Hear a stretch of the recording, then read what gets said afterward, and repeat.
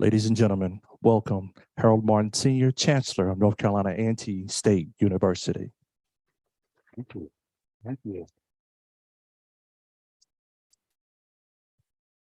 Thank you very much, and certainly good afternoon. I guess it's afternoon by this time. Thank you. We're excited to have you join us today, certainly here on the North Carolina A&T State University farm, a space we are exceedingly proud of as well. And I certainly like to recognize a few dignitaries who are with us as well. Certainly our board chair, Ms. Hilda Penix Ragland, elected officials who have also joined us today, Sean Harding, president of the Farm Bureau, and partners from the North Carolina State Extension, North Carolina Department of Agriculture, Natural Resources and Conservation Service, and certainly our university's College of Agriculture and Environmental Sciences Advisory Board. Let's give them all a round of applause, please. And as indicated, my name is Harold Martin. I'm Chancellor here at North Carolina A&T State University, and I really have the great distinction of serving this remarkable institution. And certainly it's my pleasure today to welcome Secretary Tom Vilsack and a delegation from the United States Department of Agriculture. And I expect an engaged, thoughtful dialogue over the next hour on climate smart commodities, a variety of real importance as we seek to develop agricultural products that reduce pressures on our climate and provide healthy dietary choices for a hungry, growing nation and the world. It is fitting and appropriate, of course, that such a discussion take place right here at North Carolina A&T State University, which is, as I've indicated earlier, both North Carolina's and the state's largest historically Black college and university, and the nation's top producer of African-American graduates in a broad array of areas, in particular, graduates in agricultural sciences. And educating students was part of our founding mission 132 years ago, and it continues to be front and center for us today. Our historic and abiding focus is not simply on agriculture, but also on environmental sciences, which are joined together in our College of Agriculture and Environmental Sciences, as we recognize it today. We've long recognized the particular needs and challenges of minority and underserved communities, which are the most likely to live in food deserts, as well as the most likely to live in areas threatened by environmental pollution.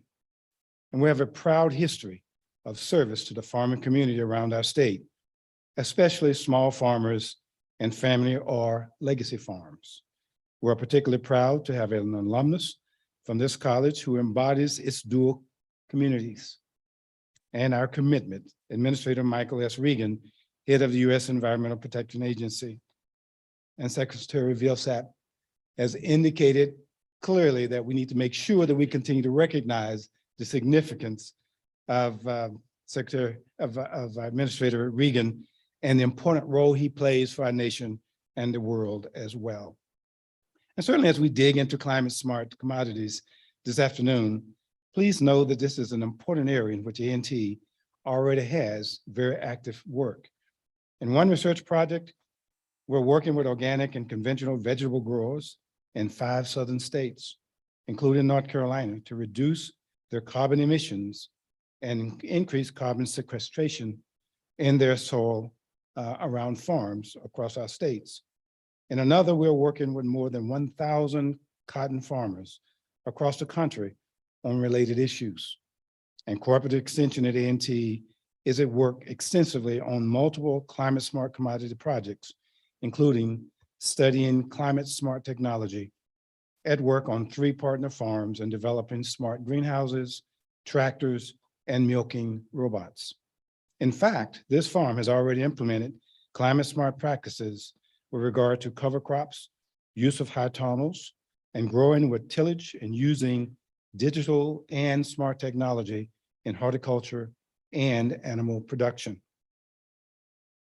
Our students, faculty, and farmers of the state all benefit from what is now the largest agriculture college among 1890s land-grant institutions with 13-degree programs and more than 1,100 students, corporate extension, and $34.5 million in extramural funding this fiscal year. So on behalf of our students, yes, that'd be great. So on behalf of our students, faculty, staff, and alumni, behind all of these accomplishments, welcome once again. Now I'm pleased to introduce Miles Lee, a USDA 1890 scholar and sophomore, major in agriculture and environmental systems from Decatur, Georgia, and a focus on sustainable land and food systems. Miles is vice president of Manners, our student society on this campus, and is an active member of the Collegiate Farm Bureau Club, Young Farmers and Ranchers. And he has indicated to the secretary that he is indeed interested in farming. So ladies and gentlemen, help me welcome Miles Lee.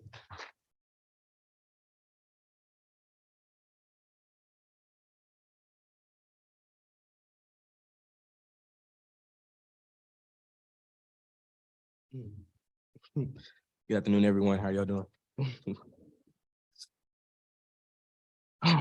Good morning again, ladies and gentlemen. My name is Miles Lee. I'm currently a sophomore sustainable land and food system student from Decatur, Georgia, as well as a USD 1890 scholar. It's a great pleasure to be with you all today. Mr. Thomas J. Vilsack, who was confirmed as the 32nd United States Secretary of Agriculture after being nominated by President Joe Biden to return to a role where he served for over 8 years under President Barack Obama, the longest serving member of President Barack Obama's initial cabinet.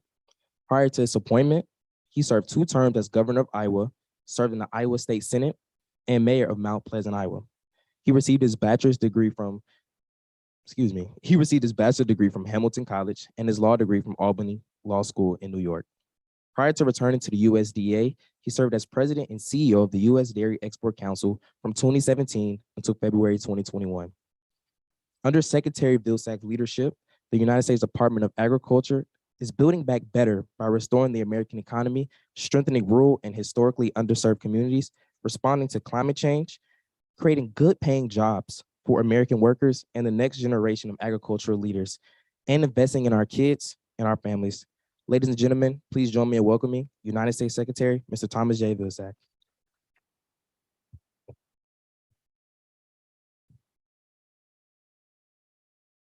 Thank you, folks. Thank you very much. Thank you. Thank you very much. Thank you very much. Miles, thanks very, very much, and appreciate the opportunity to meet with you. I know that you want to be a farmer, but we'd love to have you work at USDA. And forget about that EPA. You want to come to USDA. Chancellor, this is really a privilege to be here. When I first met Administrator Reagan, I think the first thing he told me was the importance of coming to this university. He obviously has a very strong and deep and abiding feeling about the opportunities that this university provided to him and is now currently providing to so many of the students here at the largest HBCU. So it is a distinct privilege to be here today. And I appreciate the opportunity that I'll have later in the day to meet more of Miles' colleagues who are 1890 scholars and those who are NIFA scholars. This is an important lifeline for American agriculture and for the Department of Agriculture. We're anxious to be able to make connections with these bright young people and to encourage them to think about the opportunities in farming, in the food industry, as well as potentially working for USDA. It's been kind of an interesting 24 hours for me. Last night, late last night, I was in the House of Representatives and had the opportunity to listen to the State of the Union address. It's always a festive occasion, and it's always sort of rich with ritual and tradition. And I think it was an important speech for the country that President Biden delivered yesterday, because I think it's important for us to understand what's at stake here. The president feels very, very strongly that the key to success in America has always been the ability to create and to strengthen the middle class. The notion that folks could play by the rules and do right by their families and give the next generation an even better opportunity. And so he has dedicated his administration to trying to figure out ways in which we can rebuild and strengthen the middle class, as he likes to say, from the bottom up and the middle out. You know, he talked last night about the importance of focusing on keeping inflation down. And fortunately, for the last 6 months, we've seen a declining rate of inflation. He talked about the importance of bringing manufacturing back to the United States by virtue of the passage of the CHIPS Act. And we're seeing billions of dollars of investment now being made here in the US. He noted the important role that infrastructure will play. And certainly you'll see in North Carolina a lot of investment in building better roads and bridges and transportation systems that will allow us to get goods to market more effectively and more efficiently. And no one benefits more from that transportation system than American farmers, ranchers, and producers. We have a competitive advantage in terms of getting product to export markets by virtue of the efficiency of our system. And to the extent that we can improve it and enhance it, it's just going to allow us to maintain that competitive edge. The president outlined not only the expenditures under the infrastructure law, but also the Inflation Reduction Act and the commitment to the clean economy. And that's one of the reasons why I'm here today, to talk a little bit about the impact that that will have and continue to have on American agriculture. Sure, more to do, lowering healthcare costs, lowering childcare, addressing some of the challenges that American families have. But as he said at the end of his speech, that the State of the Union is strong. And we're here today to ensure that it continues to strengthen. We're here today to talk a little bit about climate smart agricultural commodities and the important role that this university is playing with producers across the country in introducing a new day in American agriculture. But I want to create the context for this because it's incredibly important for people to understand why this is so important. Beyond the obvious, beyond the notion that this is going to improve the quality of the soil, which is incredibly important to our future. It's going to improve the quality of the water that we have and the more efficient use of water. And there's environmental benefits from this for sure. But there's also an economic benefit. And it's an incredibly important and pivotal economic benefit for American agriculture. Let me just tell you that at the last 2 years in American agriculture, and Bob Etheridge and I just recently met with a group of farmers who have had a difficult time. And fortunately for them, the administration has provided some debt relief to allow them to keep the farm and stay on the farm, which was really important to them. But they didn't realize, and you might not have realized, that the last 2 years in American agriculture were the best 2 years in terms of net cash income in the history of our country for American farmers. That's pretty startling. And normally, the Secretary of Agriculture would emphasize that point and start a speech with that point. But here's the challenge, and here's what brings us today. Nearly 50% of farmers in America today, during those record years, had negative farm income. Another nearly 40% of farmers made some money, but the majority of money that they made came from off-farm income. So we had a circumstance where record amounts of money, but only a few people were able to really see the benefit of those records. And the question is why? And I think the answer to that question started 60 years or so ago. You see, there are pivotal moments in the life of American agriculture.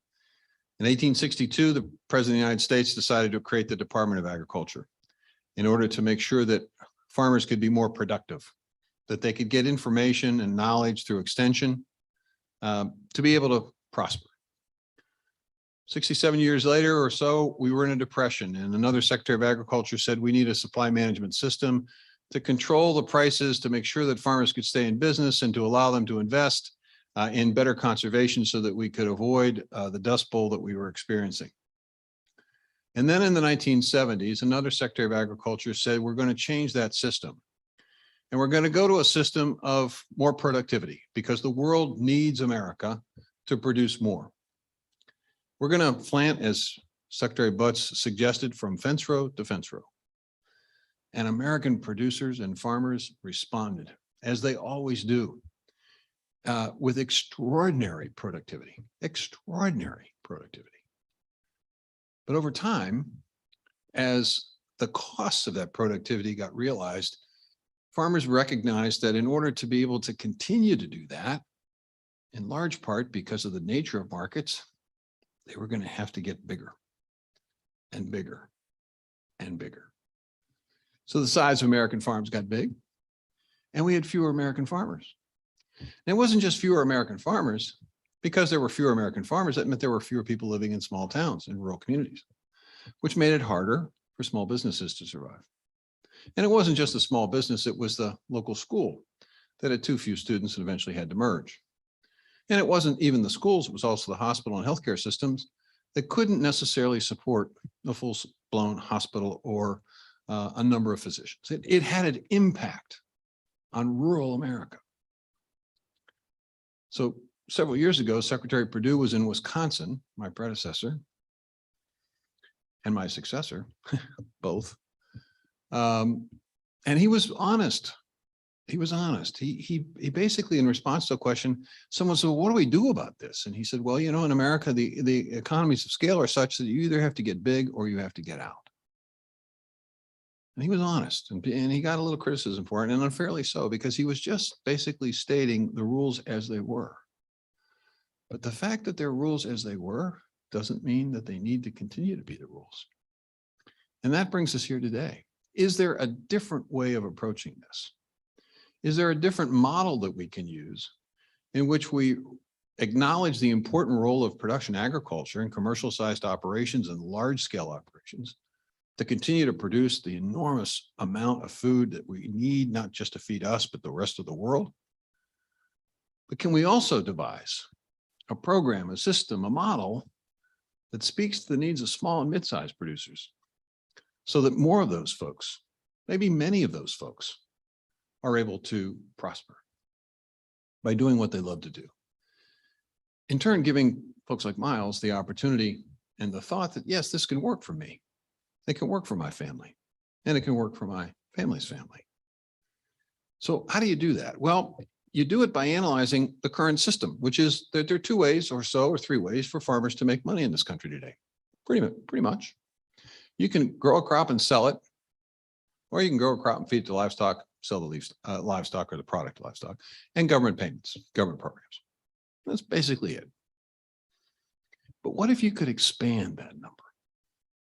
What if instead of just three ways, you had 5 or 6 or 7 or 8 or 9 or 10 ways? So that that farm, no matter its size, became multiple profit centers. Well, that brings us to climate smart agriculture. You see, the theory behind climate smart agriculture is it creates a different commodity, a commodity with a higher value. Why? Because the farmers producing that commodity go the extra mile to embrace climate smart practices that reduce greenhouse gas emissions and sequester more carbon. Now, they get healthier soil and they get cleaner water and they get a higher value proposition for their commodity. Now, the challenge for farmers to embrace this model is that there's a cost associated with it. And they aren't sure quite that it'll work. So when you have that kind of dynamic, what do? Well, you provide the resources to de-risk that effort. You basically say to the farmer, we get it. We know the bottom line is tight. So the United States government, the Department of Agriculture, working in partnership with a variety of other folks, including great universities like this one, will basically provide the resources to allow you to embrace climate smart practices and then work with markets that are ready, willing, and able to pay for those climate smart commodities. Why? Because their customers are asking for it. And you create a new value-added proposition. That's a new way to make money. But it's not the only way. Because when you embrace climate smart practices, you also qualify and begin to qualify for emerging what are called ecosystem service markets. They're carbon markets, they're water markets, they're biodiversity markets. They're folks who are willing to pay, industries and businesses and foundations willing to pay farmers for the environmental results that they get from climate smart practices. That's a revenue stream that didn't exist before. In fact, there are 24 regulated ecosystem services in America today. That's 24 opportunities. And it's not just an ecosystem service market. Some of these projects, and there are 141 of these projects that we're helping to fund under our Climate Smart Commodity Partnership Initiative, every commodity, every state, tens of thousands of farmers, millions of acres of ground. Part of it also involves the ability to convert agricultural waste into something more valuable. You take manure, you take crop residue, you take forest, woody biomass, and you convert it into something else that didn't exist before. I'll give you an example: sustainable aviation fuel. Now, you know, I've said this before. I get electric cars, Bob. I said this earlier today. I get electric cars, Chancellor. You know, the battery wears out. You pull the side of the road. You call your friend. You say, "Hey, I need a charge." They come out and give you a charge, and off you go. But what if you're in a plane? The battery wears out. What if the plane's flying over a big lake or an ocean? How comfortable do you feel about that? Well, the aviation industry doesn't feel particularly comfortable. They know the future is not necessarily in large, huge, heavy batteries. It's probably in hydrogen fuel operations, but that's decades away. So in this day and age, they want a sustainable aviation fuel, a drop in aviation fuel. In fact, they want 36 billion gallons of it. That's a whole new industry that can employ hundreds of thousands of people in rural communities and also create yet another revenue stream that didn't exist for farmers. In fact, there are 139 categories of bio-based products that the federal government encourages other federal agencies, we at USDA, encourage other federal agencies to purchase. That's 139 categories. That's not products, because there are hundreds of products in each one of those categories. There's an enormous ability and opportunity for American agriculture to redefine the American economy by conversion from fossil fuel dependence to a bio-based dependence, and creating more market opportunities for products that we grow and for the waste products that's generated from them. That's another revenue source. Well, I could go on. We're going to see an example here in just a minute about local and regional food systems and the important role that they can play in creating local markets that aren't necessarily controlled by large conglomerates, where farmers have the ability to negotiate good prices. And we're investing in those resources. So this is a pivotal moment for us in agriculture to basically say there's a different way to approach this. One that doesn't suggest that it's either or, but and. Production agriculture and small and mid-sized producers. Opportunities to sell your crops and livestock and do pretty well because you have a very large operation, but also an opportunity for you to use 4 or 5 different revenue streams for a small and mid-sized operation, creating an entrepreneurial spirit, creating more farm income, creating a better environment, reducing greenhouse gases, carbon sequestration increases, more jobs in rural places, more vitality in rural places, and makes me have a better argument to Miles and his colleagues that there's real opportunity here. So that's what brings us here today, for you to learn a little bit about some of the projects that are North Carolina involved, that involve this great university, the role this great university will play, along with nearly 100 universities, minority serving institutions across the United States in partnership with conservation groups and environmental groups and farm groups and large retailers and food companies. It's an amazing array of partnership that goes to the strength of this new model. And you're at the center of it. So I appreciate the opportunity to spend a few minutes of your time talking to you about this. I want to take this opportunity to begin the process of our panel discussion.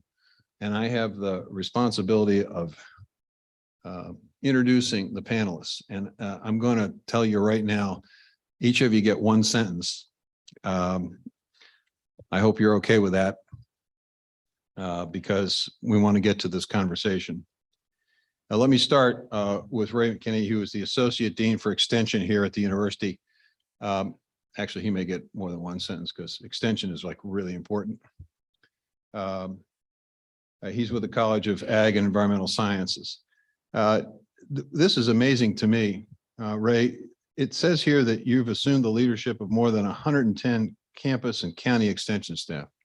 And that's a really heavy duty responsibility, but those folks are just absolutely the lifeline to producers in this great state. So thank you for participating in the panel today, and just come on up. Ray's going to be joined by Mark Blevins, who's the Assistant Administrator for Agriculture and Natural Resources Cooperative Extension here at NCA&T State University. And the great work that Mark's doing is with minority and small farmers across the state of North Carolina, along with the colleagues here on campus, and working to make sure that they have the latest and greatest in terms of research. So thanks for participating in this today.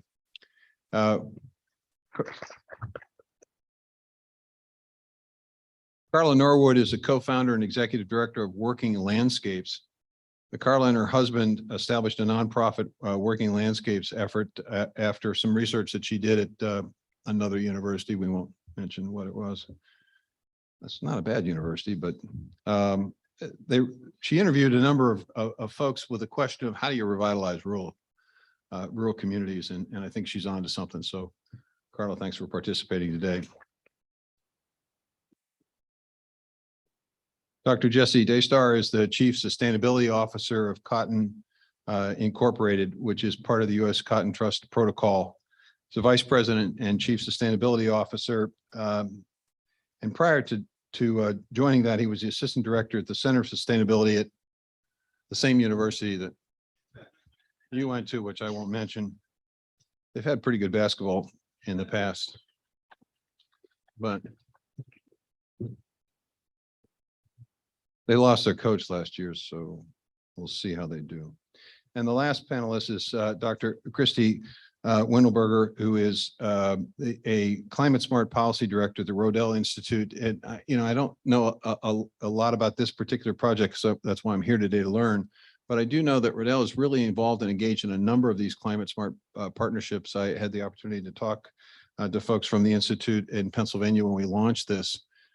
And certainly engaged in a lot in the organic space, which speaks to the fact that in this particular set of projects, it isn't just one type of production method. It's all production methods, all commodities, all states, farmers big and small, who are participating. So thank you for joining us today.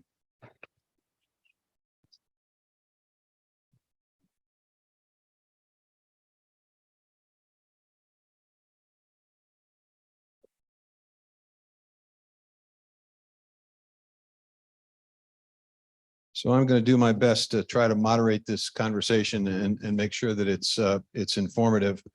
I want to start, Ray, with you. And I want you to just briefly talk, if you could, about why involvement in the Climate Smart Commodity Partnership Initiative was important from your perspective for the university, and why it's so heavily engaged in projects.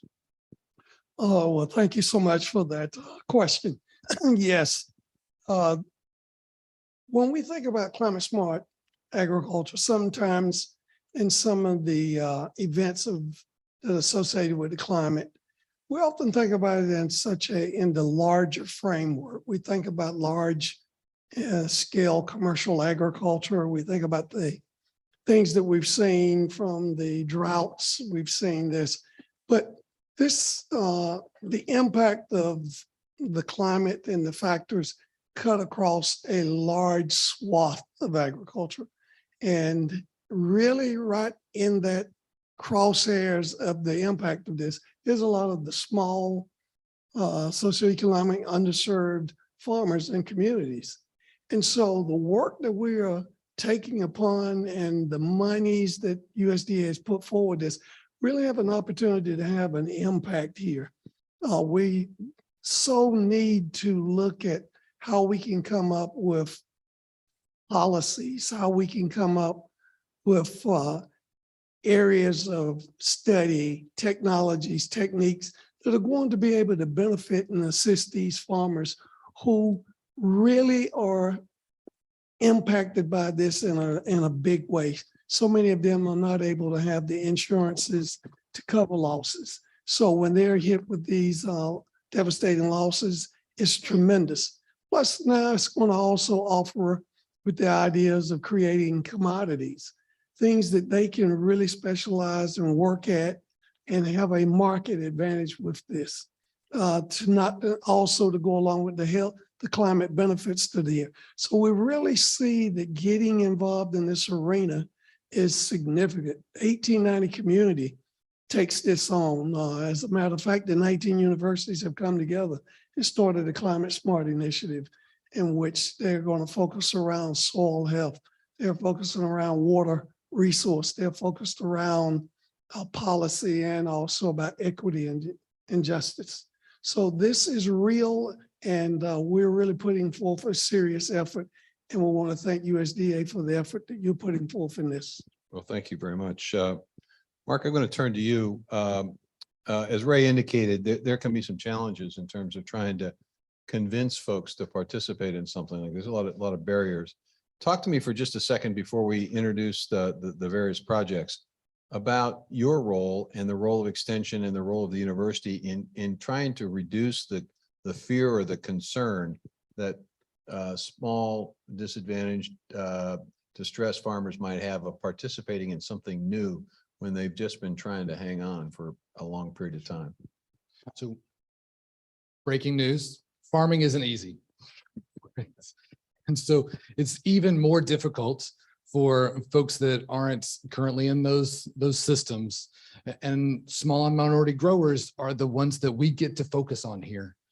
And so my colleagues and I do the work of reducing as many of those barriers as we can by demonstrating these practices here on this farm. It's huge. It's the biggest lab and classroom here on the university, but it's also my opportunity to transfer that knowledge from the People's University to the people. And so I'm super happy to have students in the audience today who are part of that effort here. And we're having a field day this Friday to demonstrate some of these practices and others to get hands in the soil on somebody else's farm. And it's not just about seeing it and touching it. It's about getting growers together with each other to bounce those ideas back and forth and come up with a really good solution that'll work in their neck of the woods. I grew up in Eastern North Carolina in a town that didn't even have a stoplight when I was there. And so that community is so important, and connecting Black growers together and small and minority farmers helps reduce those barriers to get into these new market opportunities and the bright future that is agriculture, no matter which farmer you ask. Great.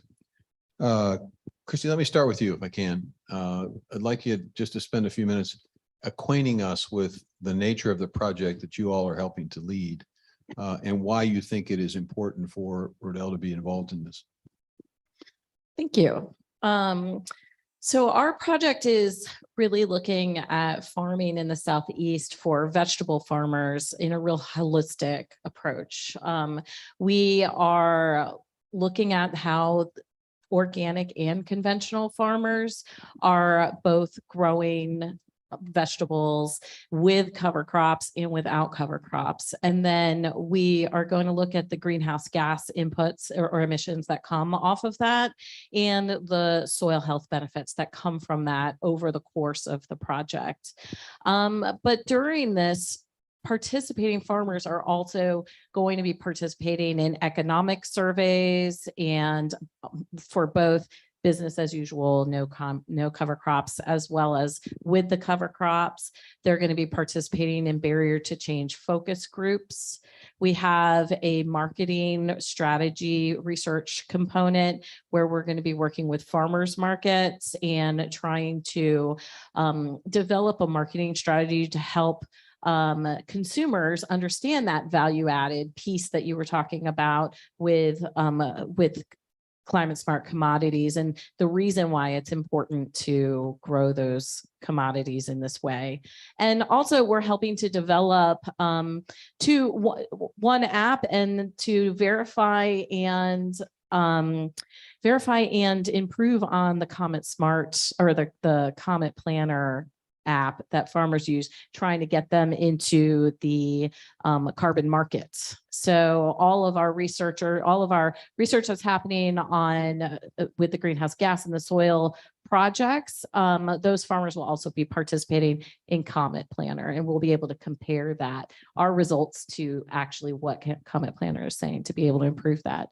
And the other app that we're developing is called Farm to Facts, and that app has those ecosystem metrics that you were talking about in it. And we're going to have farmers who are participating in the project fill out that form, fill out that app, and then be able to use this real data that we have to say whether or not that what farmers get when they fill out this app, get this graphic savvy output that says how climate smart they are and how realistic that is. And they'll be able to use that to market at farmers markets or wherever they go. They'll be able to use that information to sell their commodities.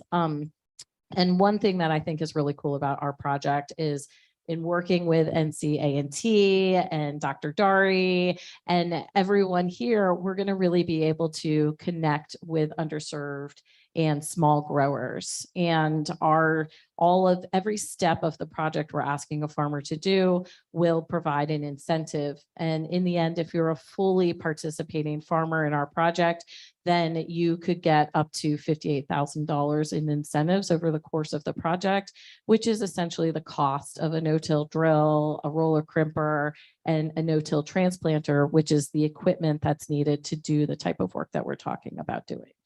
Great.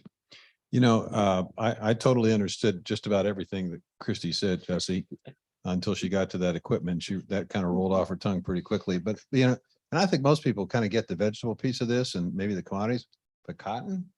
Seriously? Tell us about the cotton project. Yeah, I'd love to. So first off, I want to point out that cotton actually is a food crop, an incredibly important crop in the United States.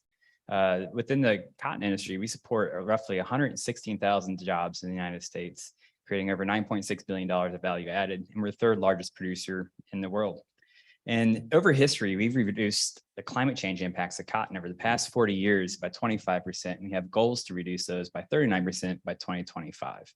Cotton Incorporated has invested a lot in research as well as the development of the U.S. Cotton Trust Protocol, which is deploying the Climate Smart Cotton Program. So getting to impact, within this program, we're looking at engaging 1,650 producers in climate smart practice adoption with 330 from historically underserved communities. That's really important to the project. On a total, we're creating $290 million of economic benefit to those producers, making sure that this is profitable, that they can actually do this in capturing 1.1 million metric tons of CO2. And you mentioned earlier, these practices don't come free. They frequently, there's a lot of cost to get this off the ground. A lot of times there's some learning to do in the first few years. So we are helping the producer de-risk this, really share that risk and giving them resources to do things like cover crops, reduce tillage, and nutrient management. That's going to create a climate change benefit, help them learn, have technical support to get them off the ground in these practices. And in doing so, we're going to measure and model and make sure that the models actually work in quantifying the climate change benefits. And you mentioned ecosystem services as well. That's a component of our project. When they make these changes from more conventional practices and changing to conservation and climate smart practices, we're going to quantify that benefit and offer that as a product, a carbon inset to the apparel supply chain. The brands who buy cotton in the United States, they really want to quantify their impacts in their supply chain and reduce those. They all have climate change targets. Carbon insets are going to be incredibly important in helping the apparel brands meet their goals. So on whole, this is going to really, I think, be game changer in the cotton industry, help bring the masses to climate smart practices, and really help the supply chain for years to come. Jesse, help me with the one term you used, carbon inset. What is that? Yeah, so there's kind of two ways to look at carbon benefits. You have carbon offsets and carbon insets, and sort of the carbon market you mentioned earlier. Carbon inset would be the cotton producer sinks carbon into the ground and then makes out an agreement with, say, a brand who buys cotton in the United States and says, hey, we would like to, the grower could sell that carbon benefit to a brand, and they source that from their supply chain. So the biggest difference is carbon inset comes from the supply chain of the purchaser versus an offset, which could be from anywhere. That sounds pretty entrepreneurial. And speaking of entrepreneurial, let's talk a little bit if we can, Carla, about the work that you're doing in your project. Absolutely. Thanks. Thanks for the opportunity to be here. Right. So as you mentioned, with my husband who's sitting in the audience here, we're co-founders of Working Landscapes, which is a nonprofit organization based in my home community of Warren County, birthplace of the environmental justice movement. Is anyone here from Warren County? One. Okay. Warren County. Okay. And our project, we're just thrilled to be the lead applicant on a recently awarded project. It's a statewide project that involves 5 food hubs, the Lumbee Farmers Cooperative, key support from Cooperative Extension, North Carolina A&T State University, North Carolina State University, the Resourceful Communities Program, who facilitates the North Carolina Food Hub Collaborative, farmer partners, market partners, Croatan Institute, helping design financial mechanisms. And so our goal is to use food hubs as the conduit for new technical assistance and financial resources to farmers, most of whom we already have working relationships with, to help them get started with using some of these climate smart techniques and measuring the benefits of those and tracking the economic benefits to the farmers and the sort of relationships and supply chain connections that we're able to build as food hubs. Well, you raise an interesting point about technical assistance. And let me ask all the panelists, and whoever wants to start can start, the significance of this and the importance of the technical assistance side. We can talk about the financial side in just a minute, but how important is it for information and assistance and guidance to be provided to these farmers? How essential is it to a project's success? Who wants to take that on? Well, I'll start. I really think it's critically important because really farmers, because of the finances and the tightness of budgets, don't have the luxury of experimenting with too many things.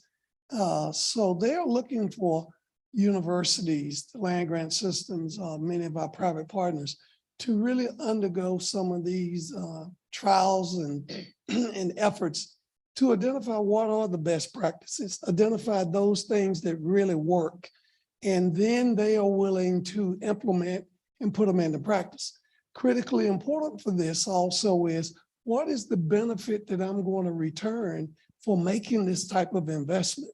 So now by being able to brand, market, sell these climate smart commodities, now the farmer is going to be able to get a seeable benefit and a return. So it's critically important that we demonstrate these things. We show the end game to the farmer, and then they will follow suit on this. Okay, I understand how a university can do this because this is part of your job. But how does a project do this? I can answer that for at least our project. So we have taken on some innovation to be able to do that. We have another app that we are going to train the farmers on how to use. And with that app, they're going to be entering all of the data that we're asking them to take, and they're going to be able to verify. The researcher who is in charge of that piece of the project will be able to verify the data as it's coming in and then communicate with the farmer on whether or not that data works or not. But outside of that, in terms of technical assistance, they are also going to be connected directly to a technical assistance person that is on our project. So we have technical assistance from Dr. Daria at NCA&T, from folks at Georgia Organics, folks at Rodale, folks at Carolina Farm Stewardship Association, Virginia Association of Biological Farmers, and the Connect Group. Those are all partners within our project, and they all provide technical assistance to farmers. So depending on who the farmer is, they're going to be given a technical assistance associate, and they can communicate directly through that app. They can either text them, they can email them, they'll have their contact information, they can call them. If it if just a text is enough, then great. If it's not, then they can set up an appointment to get the visit that to come out to their farm and see it. And then also we're going to be having 4 field days in the second year of our project, as we're bringing online the new equipment that they're going to be doing and utilizing. And at each of these field days, we're going to have that equipment there. We're going to be training them, inviting all of the participating farmers, as well as anyone else who wants to come, to actually learn how to use the equipment, learn how to maintain the equipment, learn how to clean it, how to store it, and really just what you do with that equipment, and how to do this piece of the project. Is that what food hubs are going to be able to do, or and if so, how does that work with a food hub? Yeah, sure. Right. So food hubs are organizations that buy food from small and mid-scale farms, helping them access markets they would have a hard time serving on their own. Food hubs do different things, but that's the core thing that all food hubs do, right? And so we're already working with typically small farmers, often socially disadvantaged farmers, up to mid-scale farmers, helping them with production planning, maybe helping one-on-one with GAP certification or other types of certifications. And then we provide infrastructure that helps get that product to market, like cold storage, forklifts, stuff like that. I'm sorry, GAP Yeah. certification. What? So GAP certification, stands for Good Agricultural Practices, and it's a food safety certification that farms have to have if they're going to sell products into certain markets. And I just, a shameless plug here, USDA's got some resources available to encourage folks to get that GAP certification. So we encourage folks to take advantage of that. How do you, 1,600 cotton farmers, is that what you said? 1,650. 1,650. Well, how do you get technical assistance all 1,650? It's a lot of growers. It really is. And within the project, we're going to rely on our partners to really help us in that. We're definitely going to have within the program enrollment specialists in each of the 4 cotton growing regions.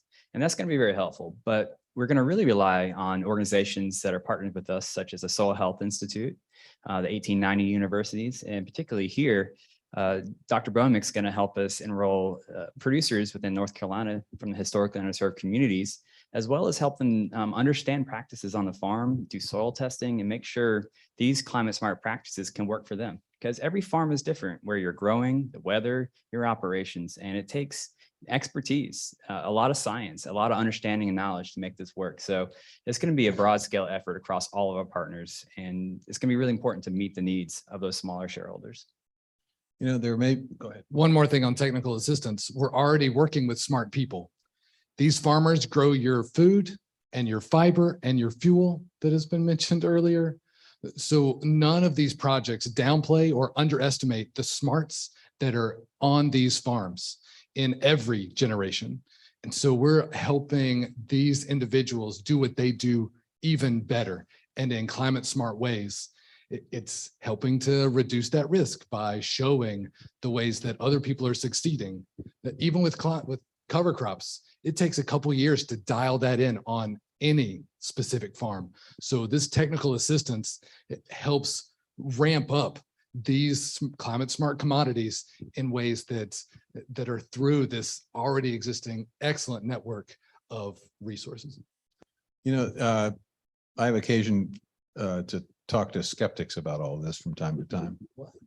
And one of the things that they bring up is how are you going to know whether this is making a difference? What's the process? What's the standard by which you're going to judge whether this is impacting carbon sequestration or greenhouse gas? So talk to me a little bit about the university's take on this and the importance that you all place as researchers on the data collection, the reporting, the monitoring, the measuring. And then from the project folks, I'd like to hear from you kind of what's the plan that you have. We've heard a little bit about part of the plan in terms of the app that Riddell's going to use, but how are you going to get the information? How are you going to analyze it? I'm interested in the monitoring, the measuring, the verification and reporting. Well, right at the core of what you stated with researchers is this idea of collecting and measuring and putting in things. So the researchers that are involved, such as Dr. Bowman, Dr. Dyer, these individuals that are science-based, And one of the things that they're wanting to do, they're bringing concepts, ideas, but they're putting in the experimentation models to sample and collect and to see if in fact they are really having the expected changes that we have. So I see from the land grant university community, there will be a series of these across, because as I said, going back to the 1890s, they have agreed that there are going to be some projects that are going to be common across the 19 universities. So by doing that and collecting the same metrics, we'll be able to see if we're having an impact across geographic regions, across changes in a lot of landscapes, soil types, all of this. But the idea is to really be able to document what we're doing to know that we are having an impact. And that happens year one, because right out of the gate, those monitors are going into the ground on the farms of the farmers that are being recruited. So this is not some really long time frame that, oh, we'll get started slowly. This is right out of the gate. We are running to grab and include growers into this and get those sometimes expensive pieces of equipment buried so that we can see the soil carbon increases and the gas emissions that are reducing over time with this. And it's not a long period. So we're going to do the best we can in the shortest amount of time to get this information out there. What about the cost? Yeah, so I'd love to speak to that. So Cotton Incorporated is a science-based organization. We have a team of ag researchers, all PhDs, and we're big on data. My background is actually how do we measure, monitor, and model life cycle assessment and environmental impact. So we have a big focus on data within the U.S. Cotton Trust Protocol. To join the Climate Smart Cotton Program, you have to fill out a questionnaire as well as what you call a field print calculator from Field to Market, the Alliance for Sustainable Agriculture. And in doing so, you calculate your greenhouse gas emissions per ton of cotton, your water, soil loss, and other impact categories. But then when you do new practice adoption, we're going to take, first, we're going to model to see what's possible on that farm and see what benefit to the environment a grower could create by putting carbon in the ground through practices.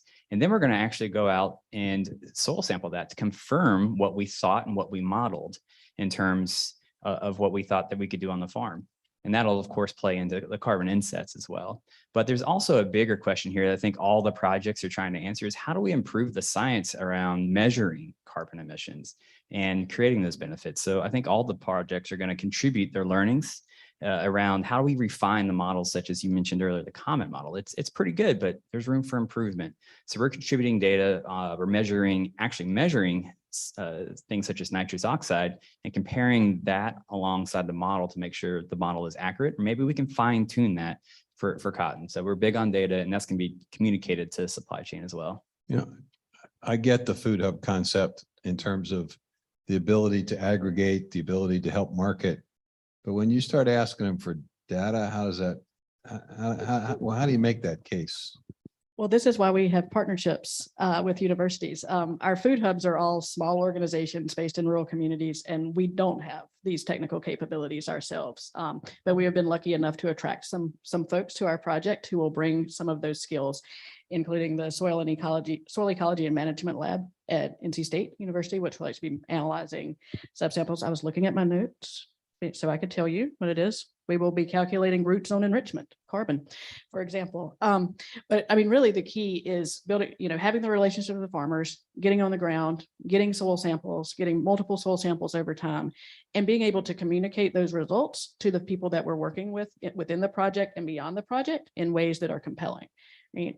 And I also have an interest in building up the capacity of food hubs and organizations out in rural communities to do some of this more advanced monitoring and measurement ourselves and to increase our skill set. I think it's something we're going to be called on to do more of, and that there's definitely some technical training and career pathways that we can help to develop. I know that the participation in the grant is somewhat conditioned upon the reporting and so forth, which is what you're going to have to convey to farmers. But how do you make the case to farmers who are growing vegetables that they really need this data, they really need to understand this information, but to have it be useful, that has to be collected. It has to be analyzed. How do you make the case to a guy who's just got a couple of acres and he's producing some vegetables that he should really be focused on this? Right. Well, that's a good question because everybody's very busy and, why would they spend their time working on something like this? And it's a lot of it is the point you brought up earlier, which are these farmers are struggling. They need resources transitioning. If we're going to ask that the farming community, if the American people are going to be asking the farming community to change the way they farm in order to make it healthier for us and make our waters healthier, our soils healthier, our air healthier. If we're going to be asking them to do that, then we need to be able to support the farmers in doing that. And that's the technical assistance and things like that. But with the data that we're collecting, we're going to be collecting, across all the projects, there's going to be different amounts of data and kinds of data collected. Specifically to ours, we're going to have greenhouse gas data, ammonia, methane, carbon dioxide, nitrous oxide. We're going to be looking at all the soil health perimeters. As we're collecting that data, as we're collecting data on the economic input, as we're collecting data on the barriers to change, and then as we're collecting data from the farmers about what is the quantity of climate smart commodities they sell at market, and what's the quantity that they produced, and how much actual money did they make off of that?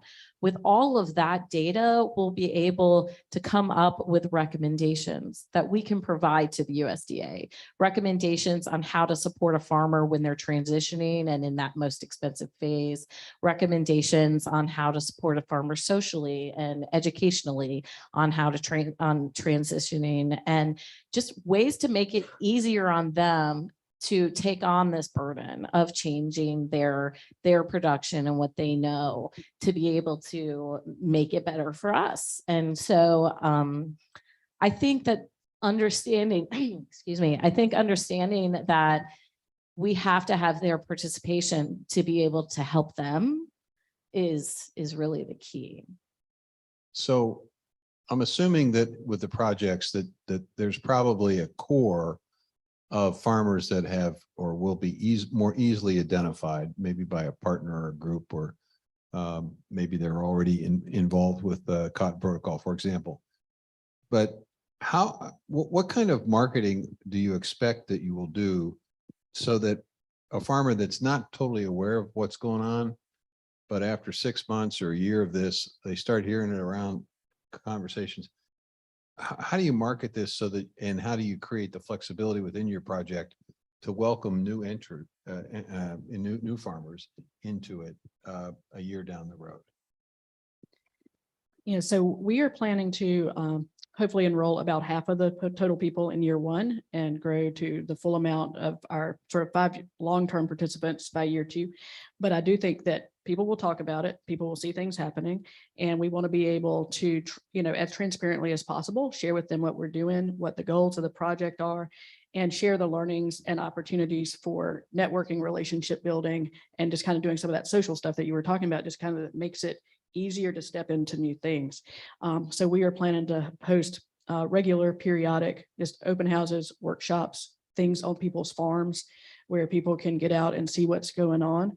And, if we're able to get more resources to support more farmers participating in the project, that's something that our partners would love to do, assuming we get the full interest that we think we're going to get right away. And I'm assuming the field days are one of the ways in which you get the word out. What else are you thinking about and anticipating? Well, our partner groups in general, the ones I already mentioned that are going to be helping with technical assistance, they also are working already with farmers. They're already working with underserved small scale farmers and just farmers in the region. So we're going to be tapping into their networks, their newsletters, their resources in general. They're at their next week, actually, I'm going to a conference for Georgia Organics where they were allowing me to have a table and I can speak to people and start asking farmers if they want to participate. And so really a lot of it is reaching out through the networks. And then for the marketing side, in terms of long-term and having our more and more farmers join, we anticipate that we will have some farmers from the farmers markets join, and then they'll talk to each other. And just like you're saying, there'll be word of mouth, more will join. And every year we're going to have more join until hopefully they all do that are participating at those markets. But we will be, our marketing strategy will be putting out onto social media, utilizing our networks, social media, our partners' social media. We'll be reaching out at the farmers markets. The farm to facts that each farmer is going to fill out will be displayed on their table, so people will just be curious about that. And really it's just going to end up being like that through word of mouth and our own internal networks within our partnerships.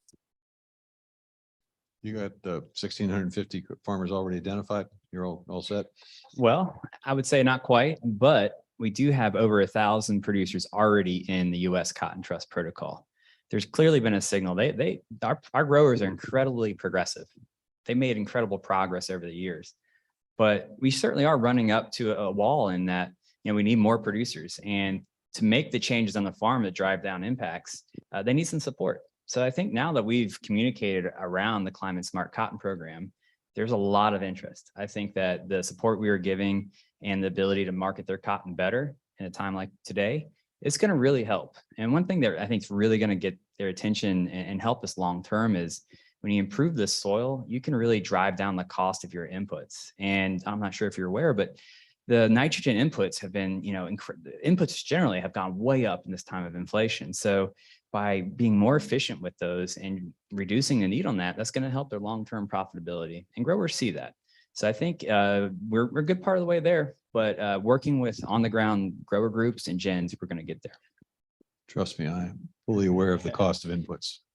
I hear it every day. And we're doing something about it, actually. Love it. We've got a project at USDA trying to help make us more self-reliant in terms of some of these inputs.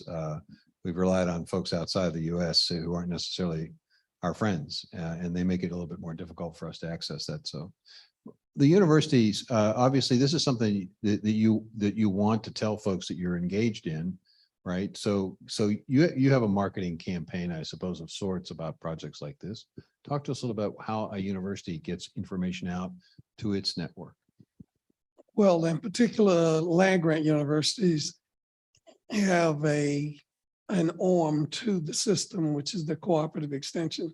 So cooperative extension plays a vital role in getting this message out, and many of the partners work with us. So naturally, as they come up with results and they're promoting field days, we will promote those through our networks, as well as we have the opportunity for our workforce across the 1890 region, well, and right here in North Carolina, for North Carolina A&T's workforce, to be able to multiplier effect as they have field days for our agents to go ahead, plan other field days, that we can now take the findings as well as the information we won't share. We can begin to spread that word from county to county via the cooperative extension system. That's right. And so it's a great day to be here at NCA&T, and the alma mater song talks about from Dare to Cherokee. So the different geographies here, and we have a county extension office in every spot, plus the Eastern Band of Cherokee. So there's already this system in place, but that's not enough. If it was enough, all of these agricultural problems would be gone, and I would be looking for another job. So there's that, but there's also the network between growers and all this new information that we have to spread. So looking forward to the challenge. Let's talk a little bit about marketing. Part of the way in which we could tap into the resources critically, the way we could tap into resources for this project overall was by basically talking about the creation of a commodity that in turn is linked to a market. And that's what the Commodity Credit Corporation is designed to help, is the market development. So talk to me a little bit about how do you make the case or to the market, or is the market making the case to you that this is what they want, or is it a little bit of both? I would say within the cotton and the apparel industry, it's some of both. But I think in some ways we've had to really step up to the plate as an industry because a lot of our apparel brands have made clear reduction goals, science-based targets. So they're on the hook now for delivering that. And frankly, a lot of those emissions come from their supply chain and they have to work with groups like ourselves to deliver on that. So there clearly is a big ask. The how, I think, has been really the biggest challenge, creating an on-ramp and support for producers to start where they are and to move towards more climate smart practices. So I think the signals are there. It's just how do we get the producers to start and to succeed at that? And I think this program is really going to help. So food hubs obviously have existing relationships, but obviously you're going to want to grow those relationships. Talk to me a little bit about how you go about doing that and how this project might be able to assist you in expanding the market opportunity. Absolutely. Right. So, right. And I would say in our case, it is both. We are getting some requests from some customers, and then sometimes we are bringing it up. Right. And so I think that depending on the customer, say universities, I think there's a lot of room for, student leadership to help push the people who are buying food for cafeterias and things like that to spend their dollars differently. We've seen that around local food. I think that that's going to happen around more climate smart supply chains as well. And I think that, thinking about what was just mentioned about, if we do climate smart practices, our need for fossil fuel based inputs goes down. Farmers are able to make more profit. It's not just about productivity, right? Which was the push you mentioned in your opening remarks from a couple of decades ago. It's about profitability for farms and making the case that when people are buying products at the grocery store or choosing which wholesale buyers to buy from, that we can say we're doing right by our farmers in all of these respects, and our farmers are doing right by their land. That's very compelling, I think. And it's not something that most of us have been trained to think about as a characteristic of food necessarily, right? We're used to organic, we might be used to local in the grocery store. But I think that there are ways of marketing around this, and it can be like super compelling to a really wide variety of people. From the vegetable standpoint, you've obviously got a tremendous brand from the Institute, but how else are you going to try to figure out to connect your vegetable growers to market opportunities? How are you going to expand that opportunity? Right. We have, like you said, Rodale, we do a lot already with organic vegetable farmers. But we're also in this project, as I mentioned, we're going to be working also with conventional farmers. And a lot of our expansion is going to be coming from our partnership with the University of Wisconsin. I think I failed to mention that we have 17 researchers and farming people. I'm stumbling over my words, but we have 17 different individuals on our partner group and 12 different organizations. And the University of Wisconsin is one of them, and also the University of Georgia. And that's really what composes our marketing team. And their work, where they're going to be looking at how to market to these consumers, what Carla was touching on, how do you reach out to consumers, how do you speak with them and get them to understand that value added piece to a climate smart commodities. And so they're going to, with that research that we're going to do, we're going to be able to figure that out and be able to, over time, reach out better and better and better until, and at each of our farmers markets, we're also going to have consumers filling out surveys and asking them where they learned about climate smart commodities and how they learned about it and what, really, what was it that made them change their mind and think it was valuable to purchase them? So with all that data and information, that's going to just provide a natural outreach to the community.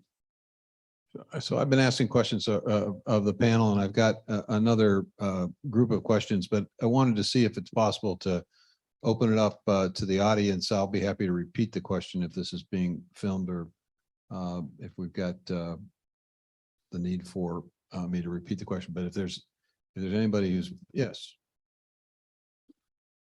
There's a microphone here, just one second. Meanwhile, the chancellor's trying to think about students asking him to purchase more locally produced food, how that's going to work. We can bring it right to you. Hello, so I just want to say thank you for having me today, and I appreciate all the great information you just said today throughout the panelists. But my question is, well, I didn't say who I was. I am Sarah Heaven Wiley, a junior human nutrition major here and also an 1890 scholar with my other peers. But my question is, I am from Hickory, North Carolina, which is a pretty rural area here, and I was wondering, how do you get those farmers, more specifically those underrepresented farmers, like in Catawba County, to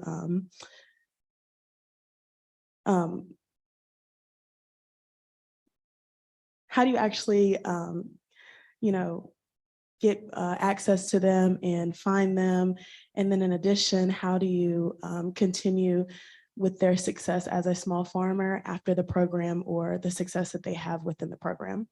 If that makes sense. Sure. Well, I'll be happy to answer the second question about what happens after this, but any panelists want to take the question of how do we reach those farmers who may be out there in the countryside who may or may not be connected to markets or the university?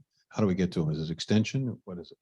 Well, I'll take the first stab and say that cooperative extension is one of the main conduit. And it's very interesting that you should said you're from the Hickory area, because we've had an agent and program on the ground in that area for many years.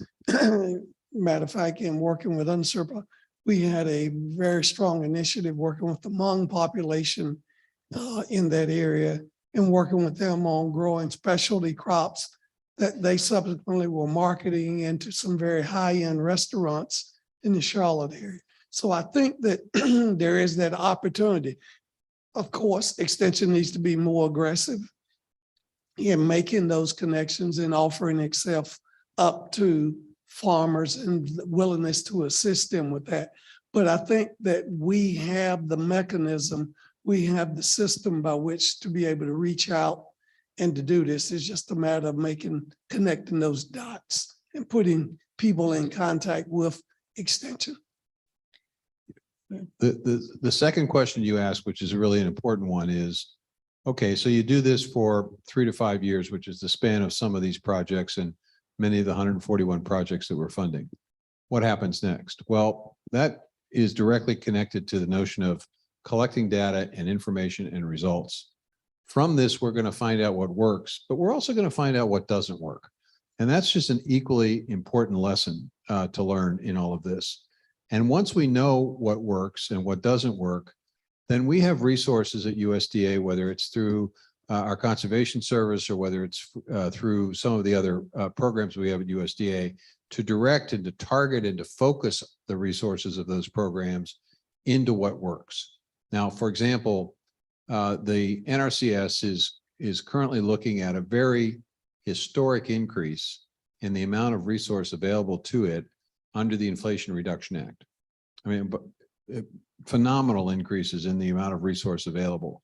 As we learn more about climate smart practices, those historic levels of resources can now be targeted and directed towards perpetuating and continuing to invest in these programs or in these practices. Secondly, if these folks do what I think they can do, which is to create market opportunity, the market's also going to send an incredibly strong signal by saying, we value what you're doing and we're willing to pay for it. The ecosystem service market is going to say, we value the fact that you can verify a particular result from it, and we're happy to purchase a portion of that result for our purposes. So now all of a sudden you have income streams being produced. You have conservation resources available to defray some of the expense involved. And that's a pretty good combination to get more and more farmers participating. And then part of what we will do with this effort is to communicate periodically. We're going to bring these people together These projects are going to meet at some point in the first year. And we'll have repeated in-person and virtual meetings. There will be best practices shared. There'll be lessons learned shared. There'll be publications, no doubt, from the universities that are engaged in all of this, talking about various aspects. So there's going to be a tremendous amount of opportunity to continue this once we know what works and what doesn't. Any other questions? Yes, sir.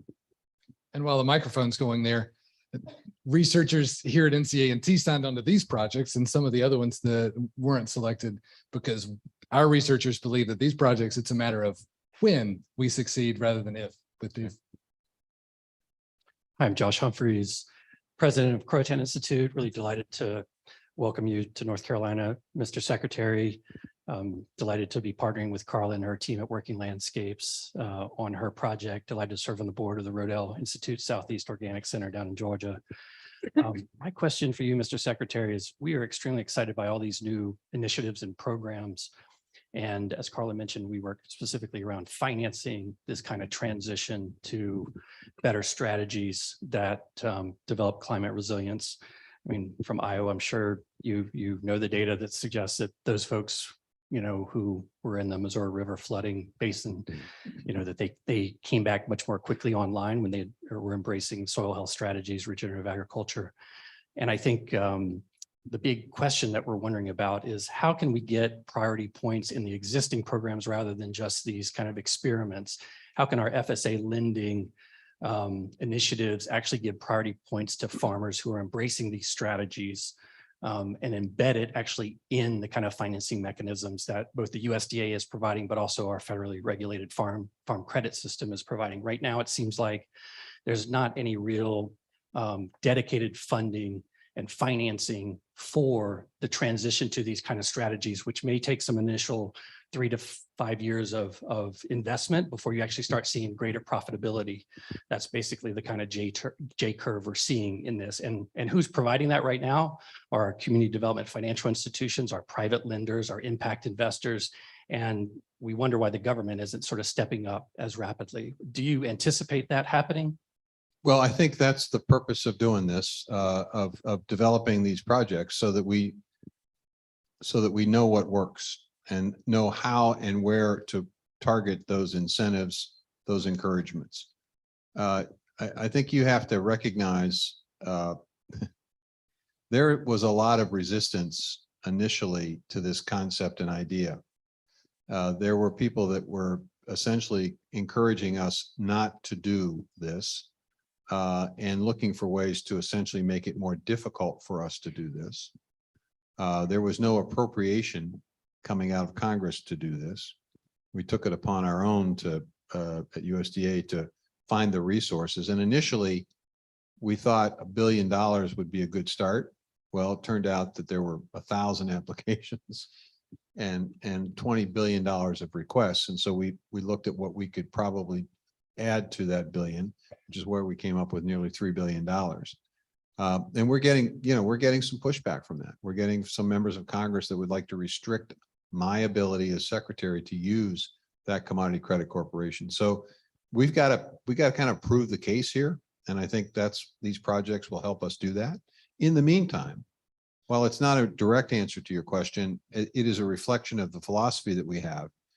I think what you will see, and very, very shortly, is NRCS, as you know, received additional resources under the Inflation Reduction Act.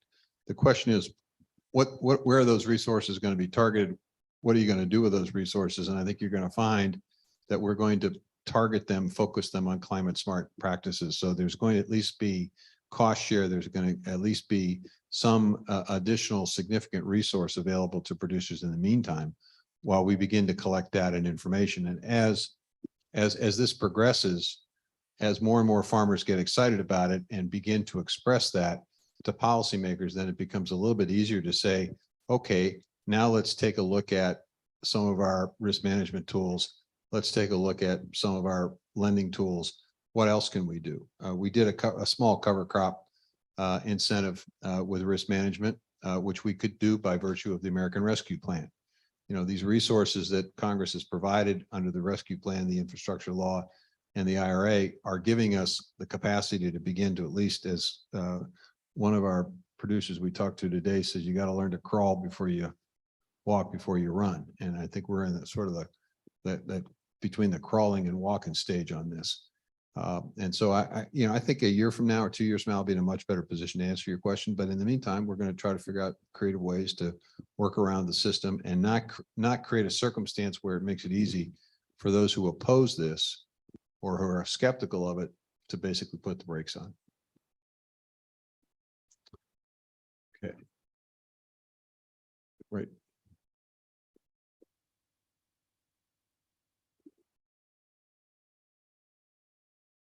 Hey, how you doing? My name is Jalen Day and I'm from Alamance County, North Carolina. And I'm a senior sustainable land management food system, also 1890 scholar.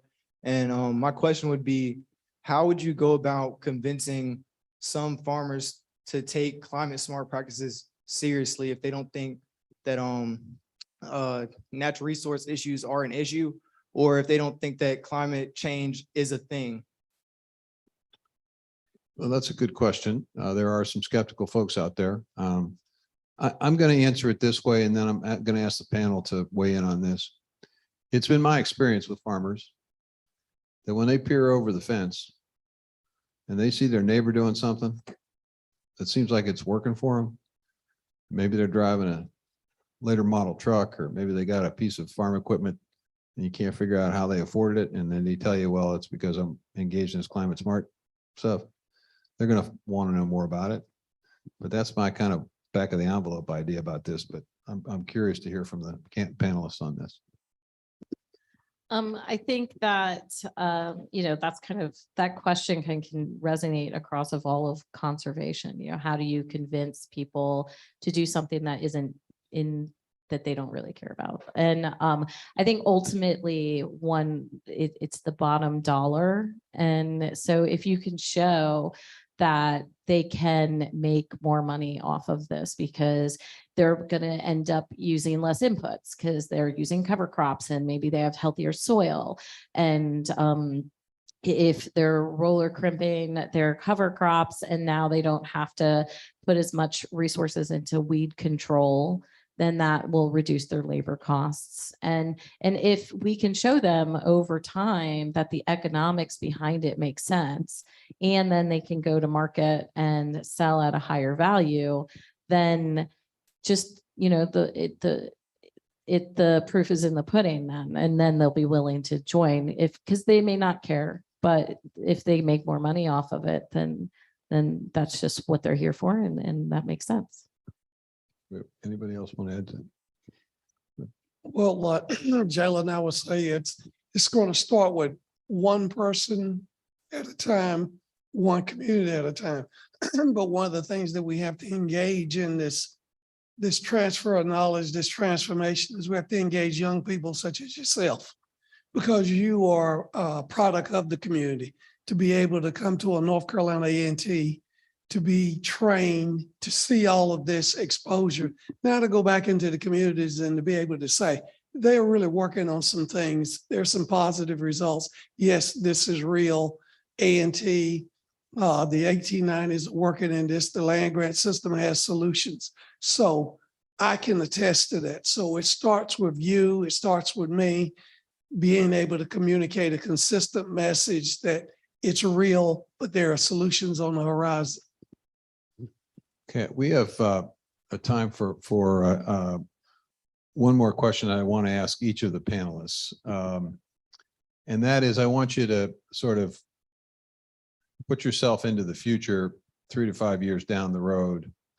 We all assemble back here, and the Secretary of Agriculture is asking you to report on success of your project. What are you going to tell him or her? I will say, we've learned a lot, and probably things have not all gone the way we thought they might go, but we've tried to be adaptive and collaborative and figure things out. We have a target of working intensively with 85 farms across the state of North Carolina. And I think we might be able to exceed that. So I'm going to say we're going to exceed that number. That's the creation of climate smart transition plans that consider whole farm activities. And so I think those are going to work really well for us, I predict. And I think that we are going to reach out through our networks to a larger number of people than we estimate that we might be able to train.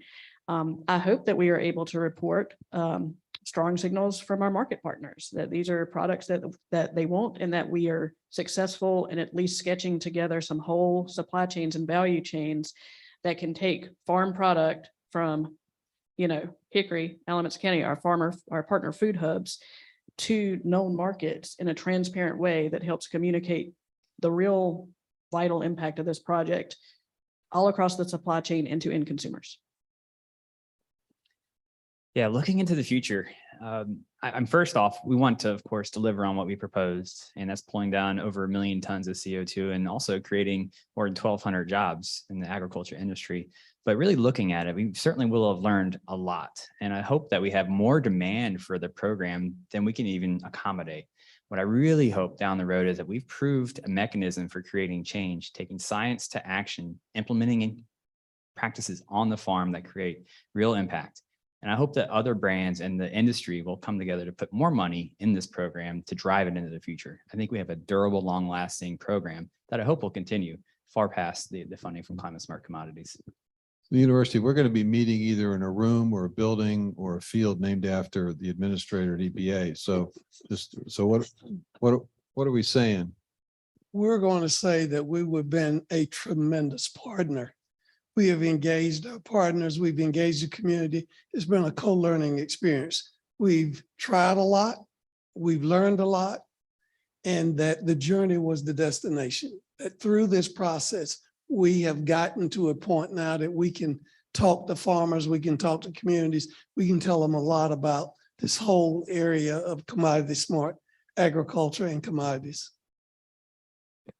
All of this, and farmers are inundating my county offices and flooding my field days because they saw the soil at the farm next door that looks different than it did 3 or 5 years ago. And they're doing a lot with their markets, and they want to as well. So that network is built up and folks are just flooding in to get more resources.